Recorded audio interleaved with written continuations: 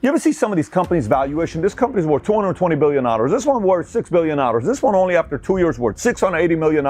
Why and how? It's called the subscription economy. According to a Forbes article, it says two companies, same top line revenue, 100 million, 100 million. This one has to go chase for its revenue every single month. They got to go sell again. But this one, it's subscription. Every month, people are paying $49.99.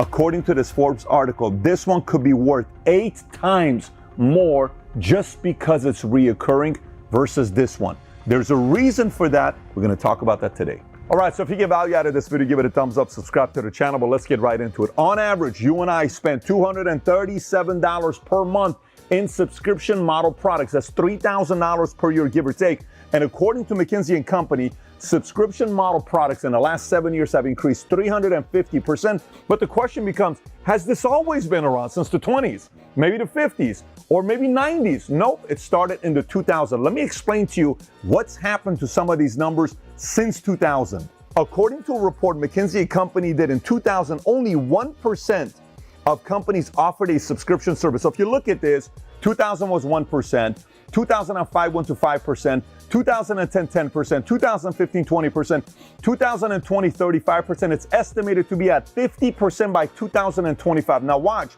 according to a report by the Conference Board, the average consumer has 2.2 subscription in 2000, and look how it's gone up. In 2005, 3.4, 2010, 4.3, in 2015, 5.5, then 6.7, in 2023, 10.6. That means you and I have roughly 11 different things we subscribe for on a monthly basis that helps increase the valuation of these companies. Now, you may be watching and saying, but Pat, when I think about subscription, I only think about Netflix, Spotify, or Amazon.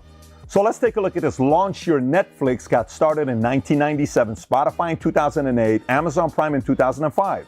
Pricing, when they started doing their monthly subscription, Netflix is $8.99 a month. It starts at $9.99 at Spotify and $12.99 at Amazon Prime. Let's take a look at number of subscribers as of 2021. Netflix has over 200 million. Spotify has over 365 million. Obviously, that includes both free and paid.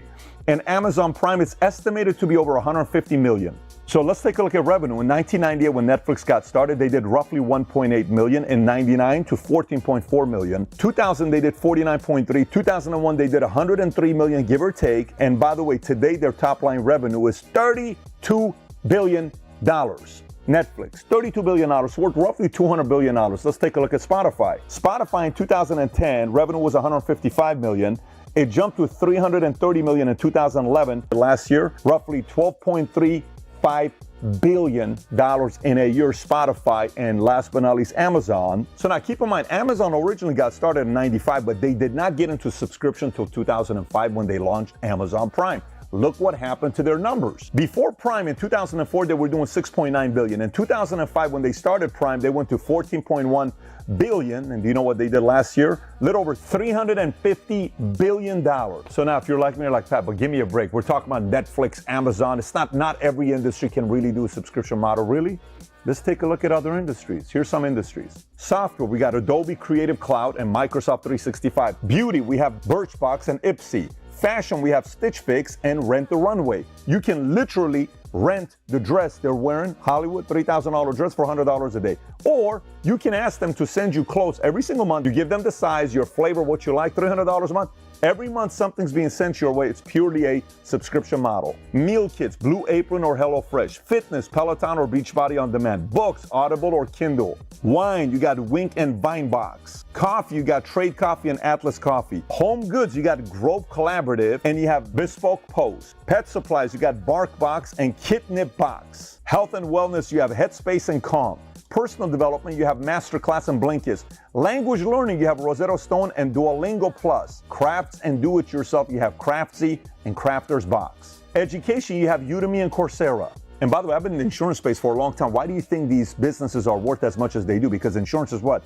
Reoccurring. Auto insurance, reoccurring. Health insurance, reoccurring. So now what are the advantages of having a subscription model as a company? Number one, you have recurring revenue. Number two, scalability. Number three, customer retention. Number four, enhanced customer engagement. 5, improved brand image. 6, rapid growth. 7, diverse industry presence. 8, data-driven insights. 9, flexibility and scalability. 10, innovative pricing structure. 11, market disruption. 12, expansion into B2B space. And just like any other business, if you don't take care of your customers, they're going to go somewhere else, which means you're dealing with the downfall of churn. You got to keep showing up. Competition, you got to keep getting better. Compliance, you got to make sure you meet those guidelines. Take care, everybody. Bye-bye, bye-bye.